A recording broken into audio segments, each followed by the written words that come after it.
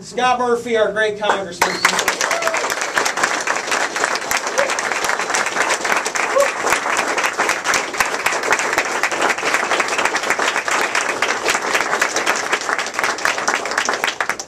Thank you for that very kind introduction. I really appreciate it, Larry. And thank you all for being here today. It's great to see such a wonderful crowd and so much energy and enthusiasm. One of the things I've done since I got in Congress, in my first year, I traveled around to every single town in this district, 137 towns, and did some kind of public meeting there so that people could come out and share their thoughts about what was going on, whatever the issue of the day is, whatever they want me to be working on in Congress, and whatever their concerns are. And they said consistently, we want people to work together to solve problems, and we want you to work on getting this economy moving, which makes perfect sense to me. We've got a tough recession out there. That's what we need to be working on. And one of the key issues in getting that done is getting the government's budget and fiscal house in order. I hear that from people all over this district. It's not a hard thing to figure out. I'm a fiscal hawk, a budget hawk, somebody who's been thinking about this all my life. We've got to balance our budget. We've got to be responsible. What do we do to do that? Well, I think the things that we started this year are starting to move us in the right direction. Rules like pay-as-you-go, which says if you're going to pass some new spending, you've got to find some way to offset it. You've got to pay for it. You've got to cut something else. It's common sense decision making, the kind that we use in our families and our small businesses all the time, and it's the kind of decision making that I bring from my background to the table in Washington. What do you do for the long term? How do you solve this big problem? You work together. And what did we do in Congress? We passed and got put in place this deficit commission, deficit reduction commission. 18 people, half Democrats, half Republicans, working together to come up with solutions to solve our problems.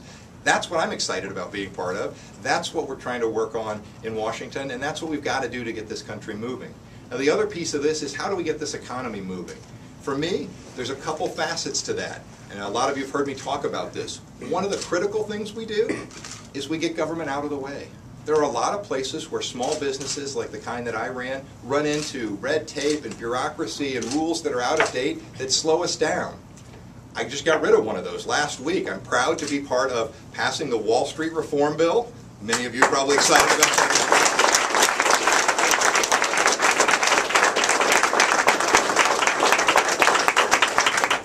And in that bill was a law that I introduced and that we got rolled into that bill, which made it legal again for banks to pay interest to small businesses on their checking accounts.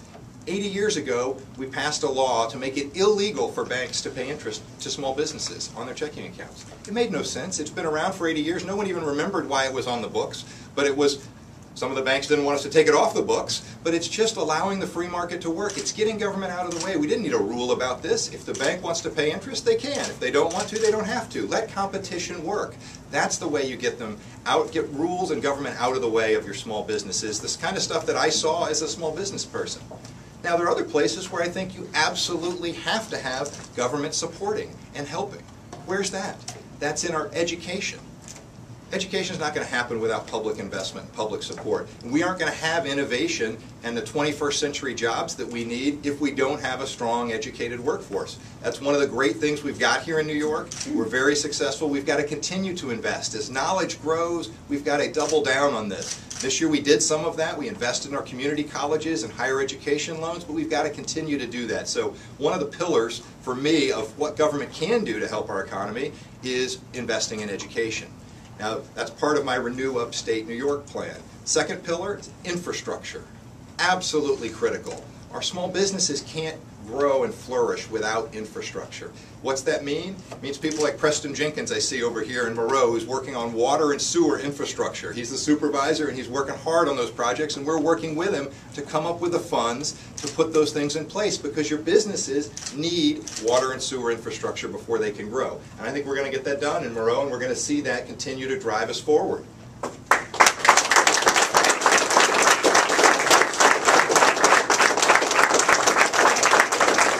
And it's infrastructure like broadband internet.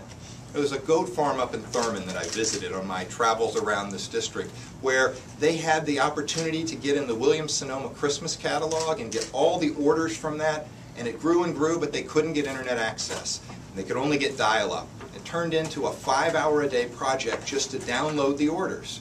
And the next year, Williams-Sonoma called them up and said, hey, we want to expand and put you in the catalog more. And they said, you know what? This was too painful. We don't even want to be in your catalog this year because we can't get the information downloaded to send out those orders. So they didn't grow.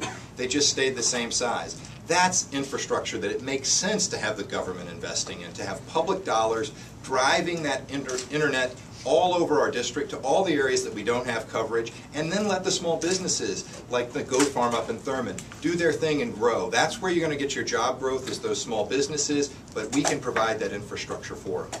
Third place that it makes sense for us to be involved is on energy policy. We've got to have a real energy policy. For 50 years, our policy has been to ship our dollars to Saudi Arabia to buy oil. That's not an energy policy. The last 20 years, we decided to add to that. Now we borrow those dollars from China to ship them to Saudi Arabia. That's not an energy policy. That's a mess. We've got to move forward. We've got to look at all kinds of alternatives, and we've got to move our economy forward towards renewable, long-lasting energy that will take us into the 21st century and beyond. That's a place that it makes sense for government to be helping and drive some of that innovation and investment. And the last place is just helping our small businesses and farmers get started.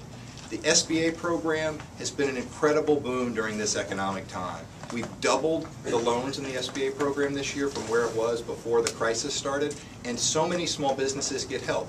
For us, we helped with a group in Glens Falls called the Chocolate Mill. An entrepreneur that came through our great education system, trained at the Culinary Institute of America, right down in the bottom part of this district, and then came to start a business in Glens Falls. A classic story. Live upstairs, work 24 hours a day, renovate an old decrepit building on Main Street, and start a business. They opened it up, lines were out the door. Because it was innovation, it was new. There wasn't a fancy chocolate shop in Glens Falls before, but I can tell you, you can look at me and know that it's working, as we have one now and all over the community. And the lines are out the door. They've employed a dozen people in the first week to keep up with the business, and that was an SBA loan, locally written by a bank, but government-backed, to get them started in this business. And that's where innovation comes from, a public-private partnership where the government helps, but the private sector goes out and finds those opportunities and grows. So that's a place that makes a lot of sense to me. So as much on the agricultural side, we've got a lot of needs to help our dairy farms in particular. My wife and her sister Amy, who's sitting next to her, come from a dairy farm family. We know the struggles that you face as dairy farmers, and that's something I've spent a lot of time working on this year, is supporting our farms and supporting in particular our dairy industry here in the 20th District. So I'm excited about the opportunities to get this economy going. I'm excited about where we are here in the 20th District with so many things going on. We've got a great educational base. We've got a talented workforce. That's why we've got so much innovation occurring here already. We've got a lot of strengths. It's the chocolate mill at the small end, Global Foundries at the big end.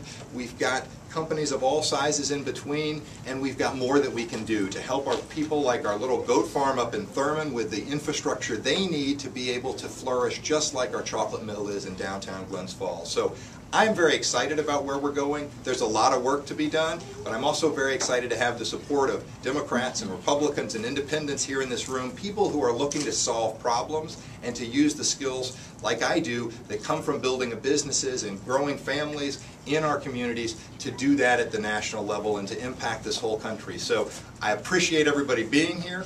I appreciate you giving me the opportunity to represent you in Congress, and I appreciate you helping me get back to work on this campaign so I can also continue to work on these economic development issues, these fiscal responsibility issues, and working with the people in our community to make a stronger 20th District for today and for our kids and for tomorrow. Thank you so much for being here.